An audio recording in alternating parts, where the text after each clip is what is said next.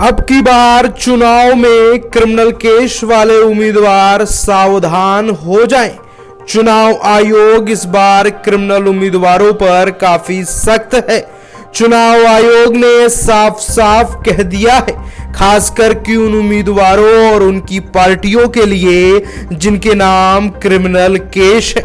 ऐसे में criminal case वाले उम्मीदवारों को इन बातों का विशेष ध्यान रखना होगा, क्योंकि अगर ऐसा नहीं किया तो पार्टी से टिकट मिलने के बाद भी वो चुनाव नहीं लड़ सकेंगे। चुनाव आयोग ने क्रिमिनल बैकग्राउंड वाले उम्मीदवारों के लिए कहा कि जैसे ही कोई पार्टी उनके नामों का उम्मीदवार के रूप में घोषणा करती है, उसी के 48 घंटे के अंदर उम्मीदवार पर कितने क्रिमिनल केस हैं, इसकी जानकारी राजनीतिक पार्टी को अपनी वेबसाइट के होम पेज पर साझा करना ही होगा, जिससे कोई भी कभी भी वहां जाकर उस क्रिमिनल केस के बारे में पढ़ सके।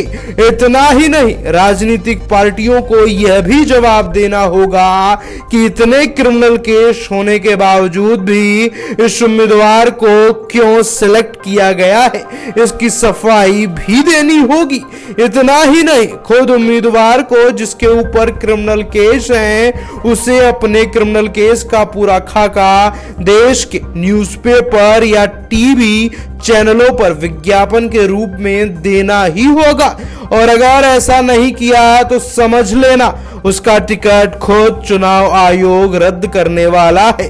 क्रिमिनल केस वाले उम्मीदवार को लेकर चुनाव आयोग ने काफी सख्ती से कहा है। अब जनता को भी इस पर ध्यान रखना होगा। चुनाव में मतदान करने से पहले अपने उम्मीदवार का क्रिमिनल केस जरूर पढ़ ले और देखें कि आप किसे वोट दे रहे हैं। खुद के इलाके में अच्छा से अच्छा उम्मीदवार चुनकर विधानसभा भेजें, ताकि आपके इलाके का विकास क्रिमिनल रहित हो, अच्छे से हो सके। आपकी क्या राय है, हमें जरूर बताएं, और ऐसी खबरों को देखने के लिए अब आप भी बने रहें जनता कनेक्ट के साथ। धन्यवाद।